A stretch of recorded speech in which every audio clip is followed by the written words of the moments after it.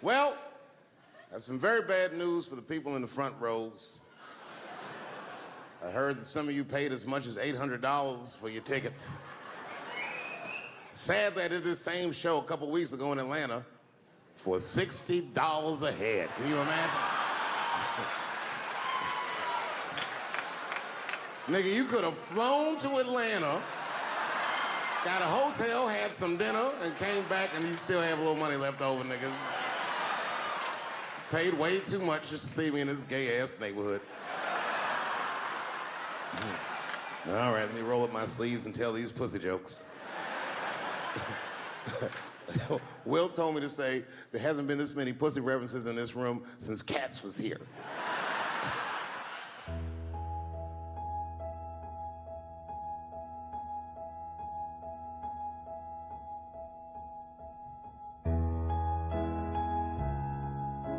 And when I think back at it, there's probably the only time in my life that I ever thought to myself, I should kill everybody at school. Thank you very much, New York. Good night.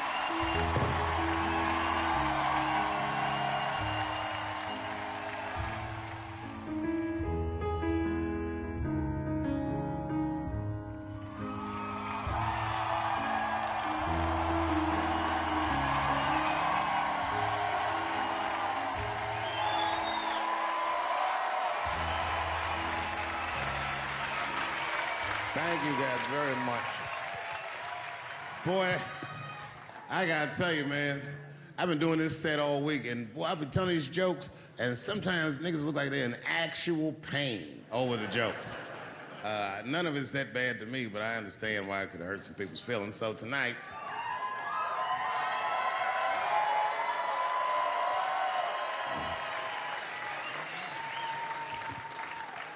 I'm gonna give you an opportunity that I rarely give anybody.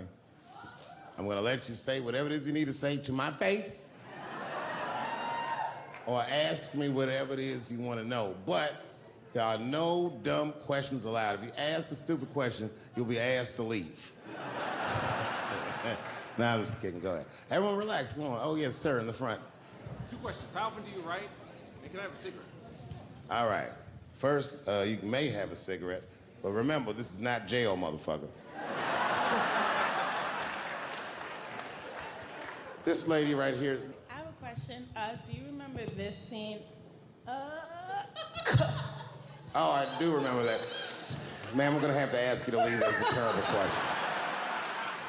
This gentleman in the front with the salmon-colored shirt on. I was wondering if you had any advice for young comedians that you generally give, and... Are you thinking of doing comedy? I've never done it before, but watching you has made me want to try it.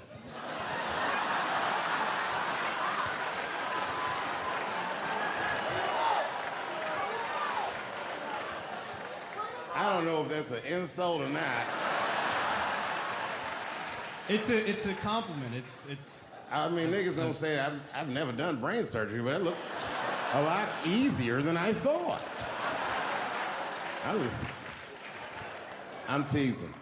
All right, here'd be my advice. Okay, I don't know how comedians start nowadays, right? But what I would suggest is just start.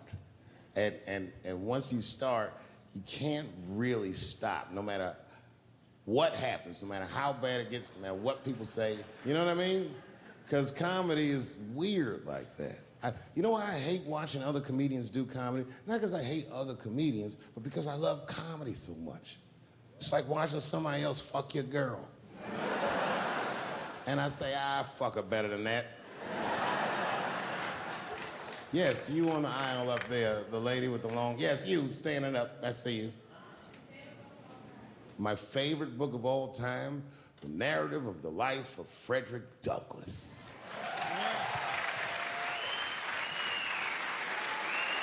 That guy with the baseball hat. Marry, fuck, kill, Michelle, Rihanna, Oprah. Wait, who's Michelle? Oh, Obama. Well, sir, you're putting me in quite the pickle. I can't say I'll fuck Michelle Obama. That's insane. Well, I guess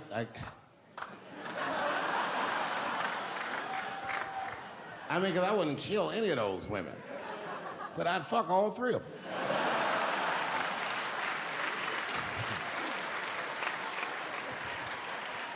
The gentleman in the blue Oxford standing up. Tell us the story with Charlie Murphy, Tell a story about Charlie Murphy? or your favorite. Boy, there's so many good Charlie Murphys. You know, the thing with Charlie Murphy is he used to just make us laugh all the time. And I used to ask him about all the old Hollywood shit I was curious about. Like when they used to accuse Michael Jackson, I remember asking once, I go, Charlie, do you think Michael Jackson actually did those things? And he said, let me ask you a question, Dave. He said, say it is illegal to fuck women. How long are you staying out of jail? So God bless Charlie Murphy, wherever you are. Charlie, I love you. Who do you think is going to win the 2020 election?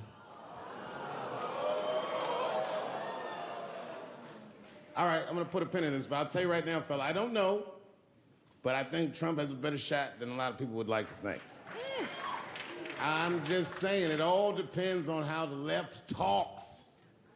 The way we're talking is not gonna win the fucking ball game. Donald Trump's over there on the right, grabbing handfuls of pussy. Joe Biden can't even smell hair over here. Fuck this side. All right, man, go ahead. Thank you so much for this show. And How old are you? 25. 25? Yeah. Boy, don't let R. Kelly see you. He's gonna pee on you by accident. Oh, my bad. I thought she was 15. Yuck. I'm totally joking. I'm sorry. My question is there anything you've learned from another comedian that you feel like will stay with you for life? I tell you what, miss, that's a good question. Yes, is the short answer. A longer version of it is this. I was raised by comedians. I started doing stand-up when I was 14. The other day, I went to a comedian's funeral, and I realized as we was putting this motherfucker in the ground that these people are at least as influential to me as my family. I rock with these niggas till the wheel falls off. We fight and we fuss and we are jealous of each other and we get mad at each other, but my life wouldn't have been what it was without each and every one of them, and I consider them my family. That's the answer. My favorite club in America is a club in San Francisco called the Punchline. It's a very small room. It's a 200-seat room. And I was working out the material that was going to be the show tonight. I still hadn't figured out exactly how to say what I wanted to say, but I was doing pretty good. And I was doing some Me Too jokes. And a woman stood up from the audience and she was crying. Clearly, it was a white woman. She says to me, you can't say that. It's a 200-seat room, it's a very small room. I'm like, what the fuck are you, like, miss, are you okay? What are you doing? She says, you can't say that. I said, yes, I can, it's my show. I'll say whatever the fuck I want. I was like, ooh, like this. And then she gets up from the table and she starts making a big, like, show of just pushing through the aisles and all this stuff. And there's like a curtain right before the front door. And she gets to the curtain and she's crying. It's fucking crazy. She says, I'm sorry I was raped. It's a fucking comedy club. It's like loud farting, getting out of an elevator. Nothing funny can happen in here. Now I'm trapped in a room with this woman's fucking stink.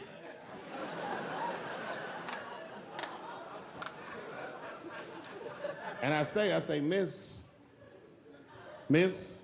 it is not your fault that you were raped, but it's not mine either. Ta-ta, bitch, like this. She storms out. Now the room is very uncomfortable, but I managed to get the crowd back, but I'm like, you know, a little traumatized. Same show, there's a trans woman sitting in the audience. This is a true story. This was like a few weeks ago. I did 6 shows that weekend. This trans woman came to 4 of them. Calls herself Daphne. Man, this chick Daphne was in there cracking the fuck up at everything I said about everybody. It was amazing. She was laughing, and it was fun to watch her laugh. You could tell she was letting go with something that was heavy, and she'd throw her head back, and she'd smile with all her teeth. She was having a great time. And the more fun she had, I felt bad, because I knew I had some trans jokes to unload. And I thought to myself, maybe I shouldn't say these jokes because I don't want to like fuck her evening up. She's having so much fun. But then I thought to myself, well, if I can't say it in front of her, should I say this shit at all? So I let her rip. To my surprise, Daphne laughed harder at the trans jokes than anybody in the room. In fact, everybody in the room would look at her to make sure it was okay. And I got off stage, I was in the dressing room, I was like, man, this is a fucking weird show. I'm sitting in the dressing room by myself just trying to figure out, like, what the fuck just happened out there? Like, why is it that this one woman can't take any of these jokes and Daphne can take all of these jokes? So weird. And then I realized, Daphne used to be a man.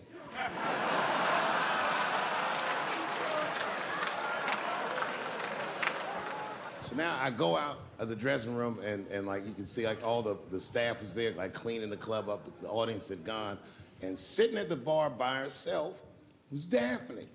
And she's like, hey, Dave, come join me for a drink. And I don't want her to think that I'm transphobic or nothing, so I'm like, fuck, I guess I could have at least a drink. And we get some tequila and we're sitting there. And she was fucking cool. Turns out that Daphne, she wants to be a comedian. She was asking me for advice, and I told her advice and all that shit. And then she says to me, she says, boy, you sure do get a bad rap for your trans jokes. I said, Daphne, thank you, but you don't have to say that. I hope I didn't offend you. She goes, no. She said, in fact, I read about you in the New York Times. I said, you did?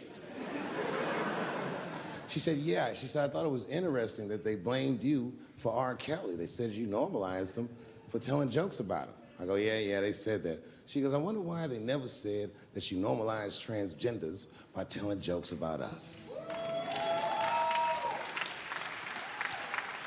And I'd never thought about that. It never occurred to me. And we started making out. And then, like, I reached up just to see what it felt like. I was like, what? And it felt like pussy, didn't it? It was just like, go ahead, ask me a question. What the fuck you gonna do if Trump get reelected? What am I gonna do if Trump gets reelected? Probably get a significant tax break.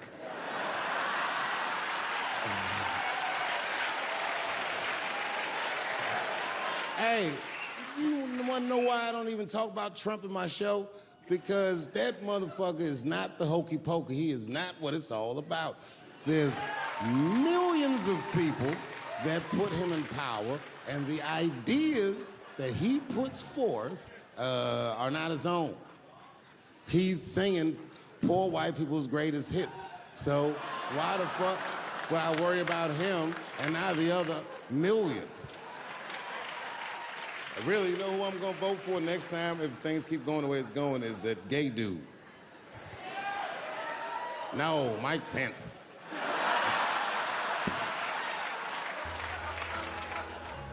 Now, this is the same club, the Punchline.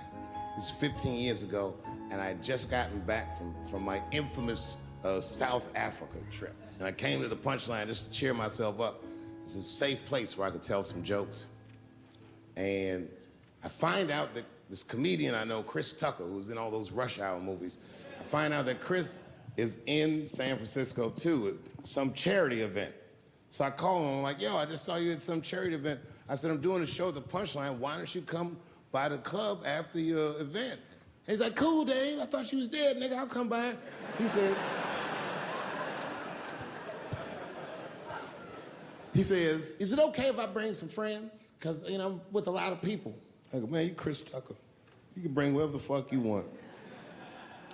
And then I show up to the club late that night.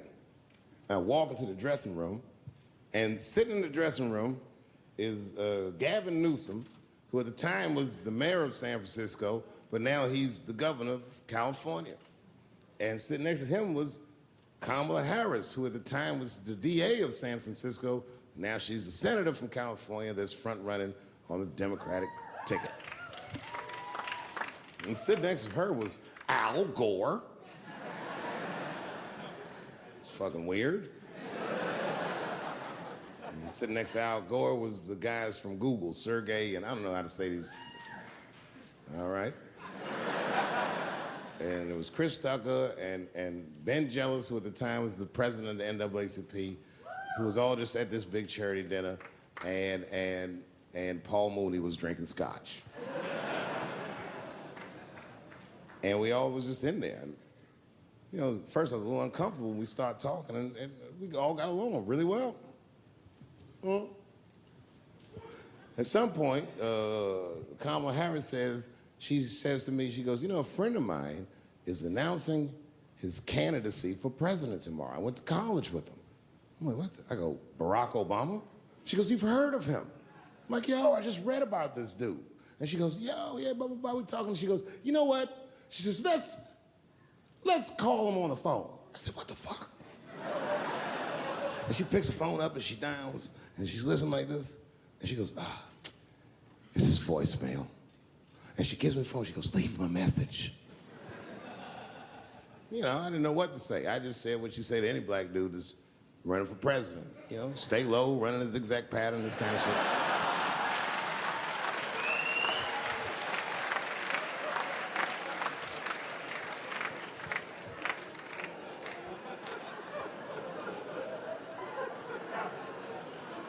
And then the last thing I say is, you know what? I said, sir, I really do believe you can do this. Like, man, I'm wishing you luck.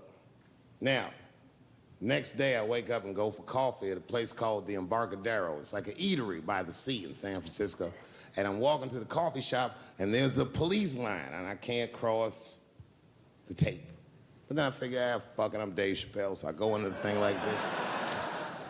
And the police yoke me. These motherfuckers like tackle me immediately. And I see over the police's shoulder Gavin Newsom. I couldn't remember his name, but I remember the night before I had kept teasing him and saying he looked like Christian Bale, the guy from the Batman movies. So I see him and I can't remember the name, so I'm just like, Batman, help.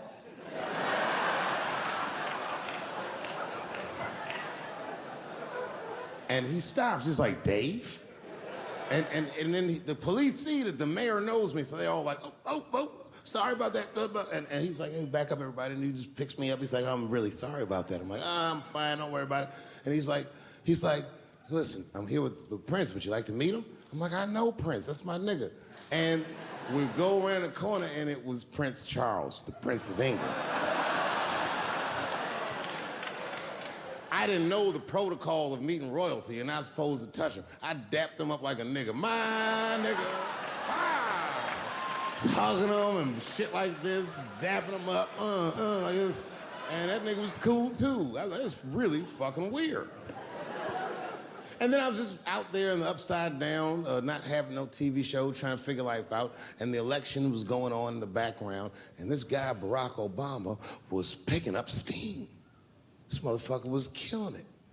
And I had a chance to go to the last debate on the Democratic ticket, and I went. It's me and Chris Tucker sitting in Myrtle Beach, South Carolina.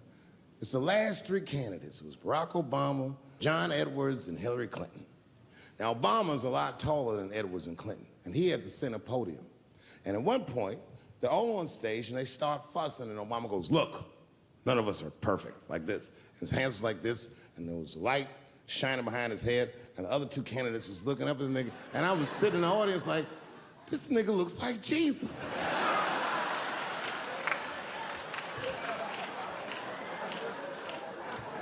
And I realized in that moment that I was looking at the next president of the United States. I was certain of it. I couldn't explain it, but I knew what I was seeing. And I got really excited. And I'm not that kind of guy. I said, I gotta meet this motherfucker. So I stayed. They were all on stage doing interviews, and I just waited. I was waiting and waiting, and then John Edwards was done with his interviews first, because everybody knew he wasn't gonna win. And I see John Edwards, and I said, hey, Senator Edwards, I just want to say hi. And that motherfucker looked at me like, I'm like, fuck you, nigga, you gonna lose anyway. And then he left, and then Hillary Clinton just walked by me in one of them Steve Harvey suits.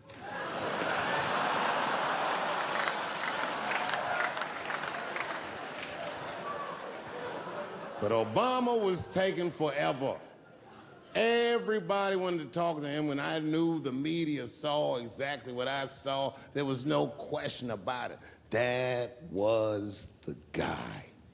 I waited and I waited, and finally, must have been over an hour and a half, he finishes his last interview. He's like, well, thank you very much. Good talking to you.